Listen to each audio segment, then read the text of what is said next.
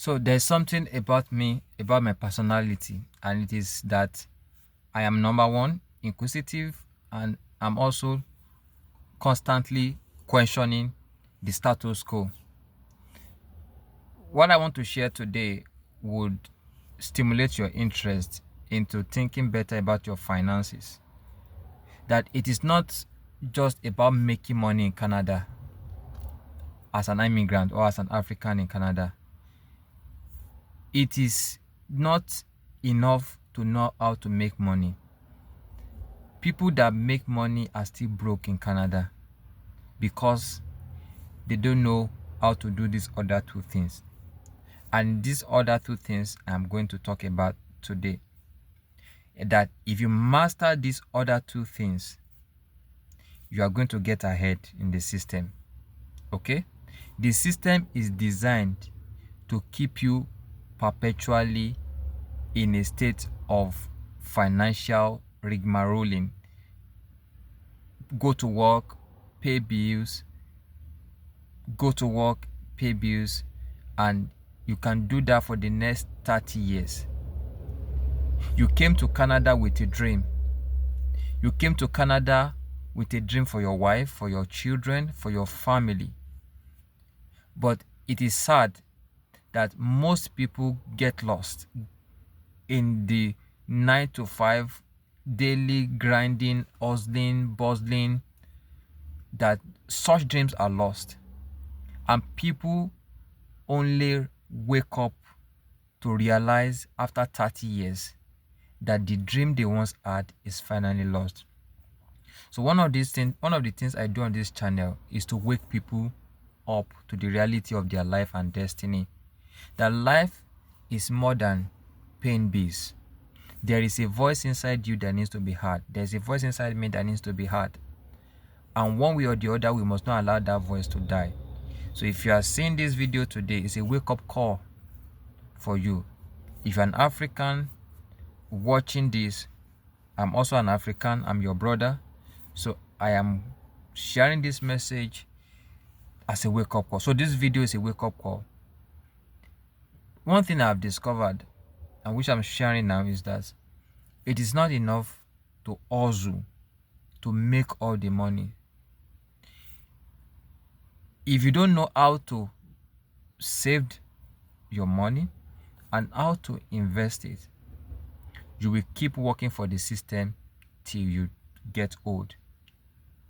And when you get old, you will discover that you will still need to keep working to pay bills. So the right time to start thinking retirement is not at age 60 or at age 50. So if you are listening to this and you're watching this and you're in your 20s, you're in your 30s, you're in your 40s, now is the time to start thinking about your retirement in Canada. I have seen old people in Canada, they cannot afford to retire. They cannot afford to retire. They love to retire. They love to go on vacation. They love to travel to the countries of their dream to see their children, their grandchildren. They love to spend time with their extended families, but they cannot afford to. The dreams they once had, they never realized it. But the key to this is understanding the crucial role finance will play in this. Okay? As an African,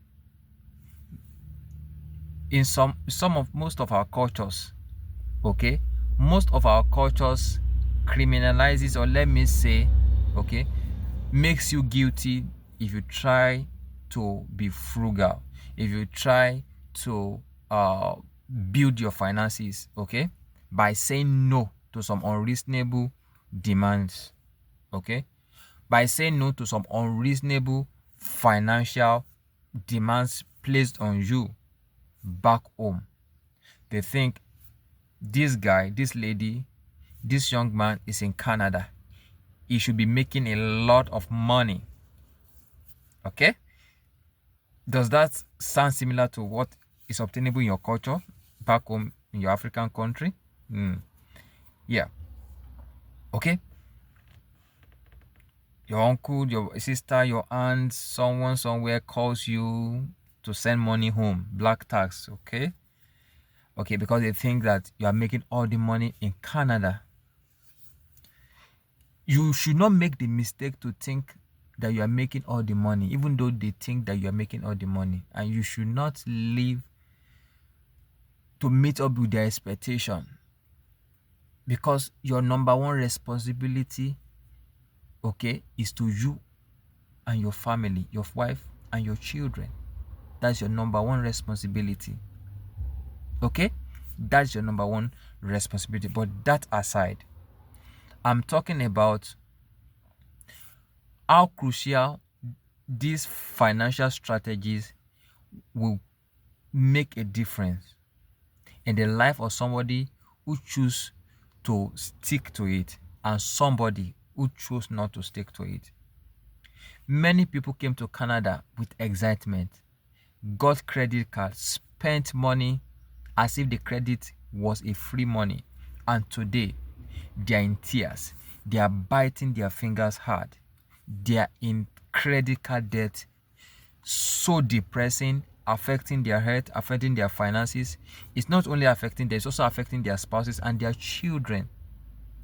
Okay? Their houses are getting repossessed, their cars are getting repossessed, their credit score is damaged.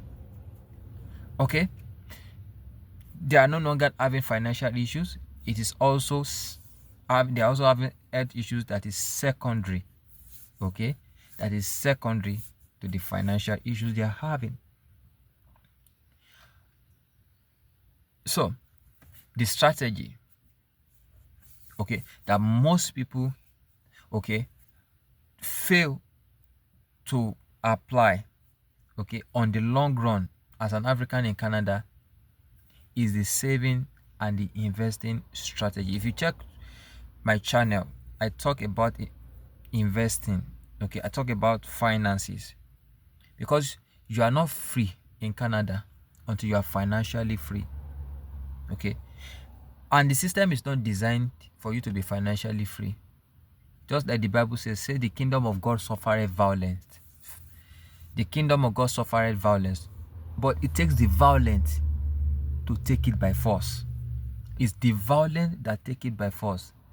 Job says, all of my days will I wait until my change comes. You must take your financial freedom as a core course. When I was in university, there are courses we call elective courses. There are some courses we call core courses. Elective courses, you can choose to have a 40 or 50 over 100 in that course, and you are good. You don't have to take it serious, because it's not really necessary for you to move to the next level of your academic journey, But you see, core courses, if you don't pass those courses, you cannot graduate from the school.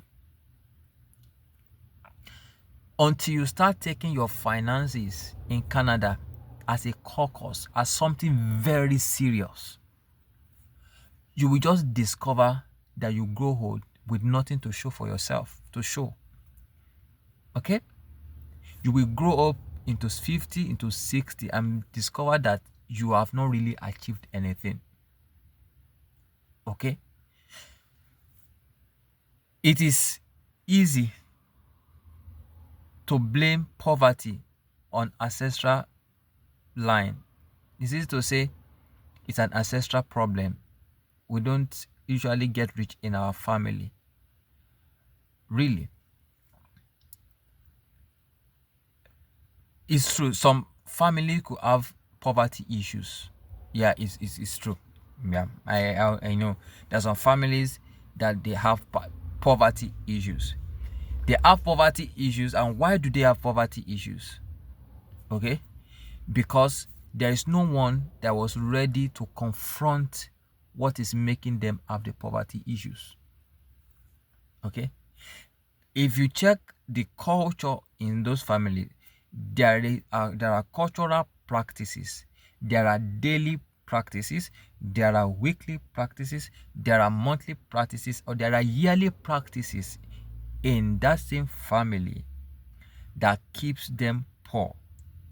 And over the years, they have turned it into a belief, into an attitude of poverty. And not necessarily because there is a demon or there is a spirit that is keeping people poor. The spirit that is keeping them poor is the attitude they have developed towards finances over centuries. So the parent, the grandparent, the great-grandparent passed it to the grand passed it to the children gives back, and they also pass the same. So as a parent, this is for you. If you don't really have a solid financial plan and strategy now, it is probably because your parents did not teach you. Okay? It is in part your parents did not teach you. Yeah. The other part is that you grew up, you did not bother to learn about it. Now, you are also going to transfer it to your children, therefore maintaining an history of perpetual poverty. Now, let's talk about the strategy. We all know we need to go to 9 to 5 to make money. We see it as important. Until you see saving a certain part of your money, investing a certain part of your money as important as going to a 9 to 5 job, you will never get financially ahead. This video is not going to be a sweet smiling. I didn't premeditate this video. I'm not speaking from a script. I just came back from my night shift in my car, inspired. I'm speaking just from my mind to somebody watching this that is going through a financial challenge in Canada as an African, as a black person, and you are probably regretting why you came to Canada, or probably don't know what to do. See, Canadian system is for those that understand it and understand how it works. I made up my mind when I came to Canada, I'm going to understand the financial system in Canada, because coming to Canada is a different financial system, a different financial terrain from Nigeria I'm coming from. We don't live by credit. We don't operate the credit system in Nigeria. But here I am coming to Canada into a credit system. What does that mean for you? It means if you are not disciplined with money, you will go into credit debt, okay, thinking it is free money, whereas it's going to be a trap. Whereas it's going to be a mortgage of the future, and not that of your future alone, but of your children's future. Okay. So, the number one strategy is, when you make money, a certain part of it is for saving. There is nothing that will happen, even if heaven is falling, there is nothing that will make you not save that portion of your salary. Even if your parent calls you for something emergency, you cannot touch your saving.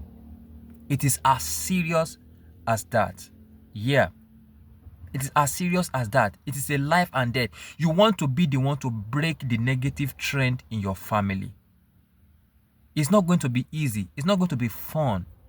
It's not something that's going to be like, it's not something that is going to be fun. Like, it's going to make you look crazy. Okay?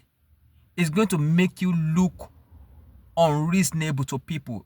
Why are you doing it? I need money. But you say you want to save money. You got to be brutal. It will make you, sometimes sticking to this saving will make you become your enemies in your family. You make enemies. But this is about your life, about your future. You want to break a negative trend.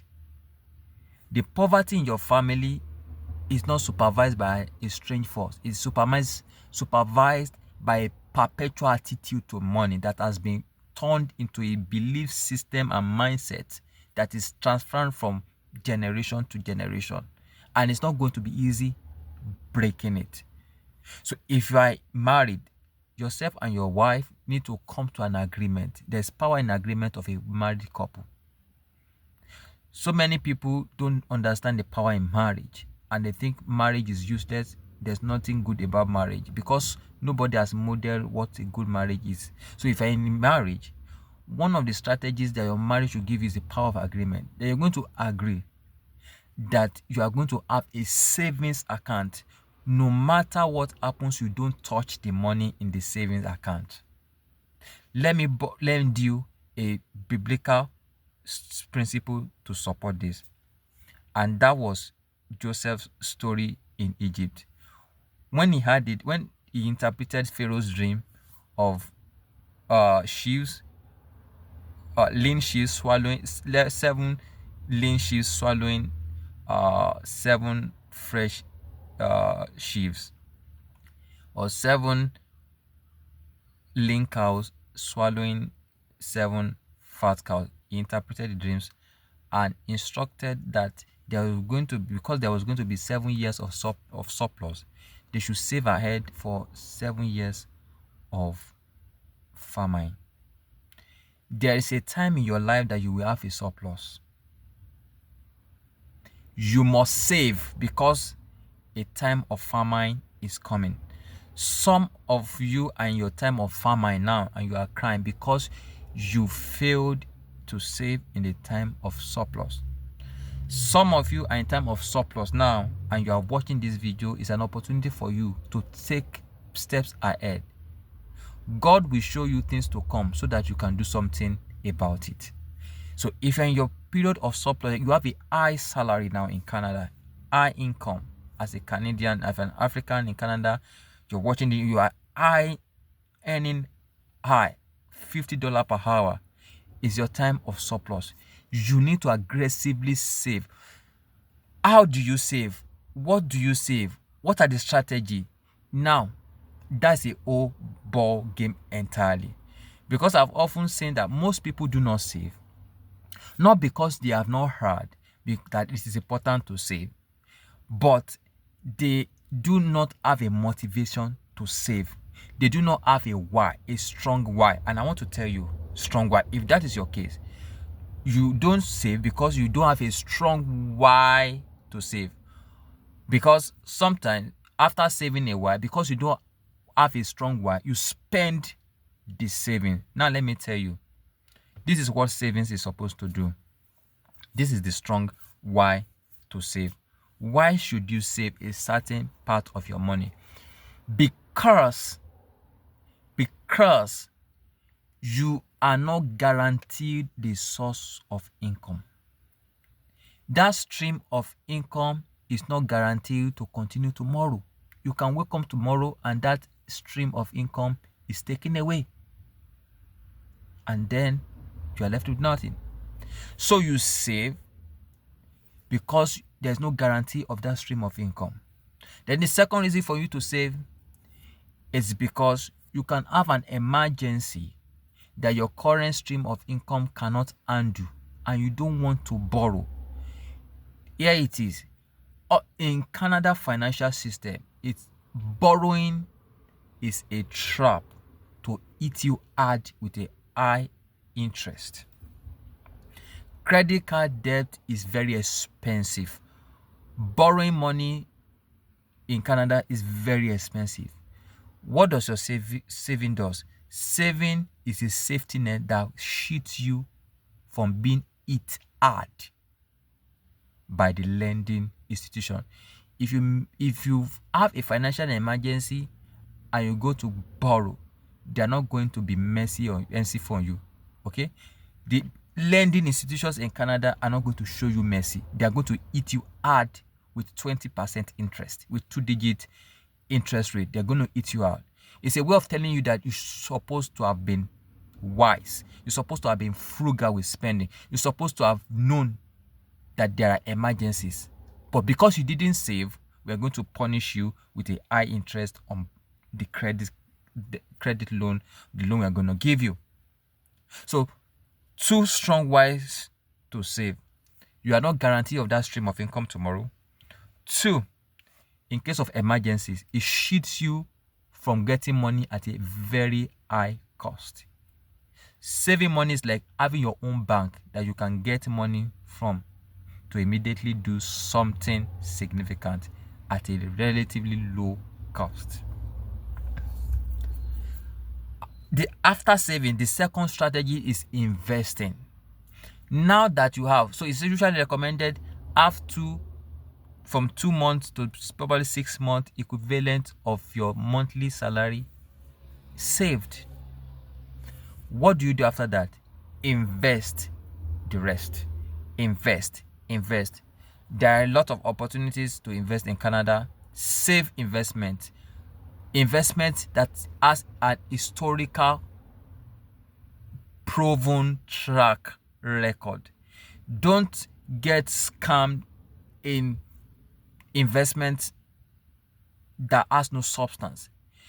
Invest in something that is proven over 5-year period, over 10 years period, to be given return with lower risk. Some people consider investment without considering the risk. An investment always has risk. You want an investment, okay, the highest return at the lowest risk. Highest return at the lowest risk. That is the mindset about investment. Highest return at the lowest risk. The higher the return, the higher the risk. But you want to find a balance between returns and investment. Not too high return, manageable risk. What's the essence of investing so much? What's the essence of having so much return, but with a high chance of losing it all? That is not wisdom. That is foolishness. So that's about investing. So I've talked about getting ahead in Canada financial system. It's not just about working hard, hustling. That's just one side. The other side is having a strong culture of saving, consistent saving, with a strong why you need to save. And also investing in a high yield investment with the lowest risk of loss. So that is this my sharing today, and I intend to just motivate you into waking you up into taking responsibility for your finances in Canada, because you are not free until you are financially free. If you love this video, for a wider audience, please like it. Smash the like button. I cannot stress it too much. And also subscribe and click the notification bell. My name is Jide and I live in Canada. Thank you for watching. You have a wonderful day. Bye.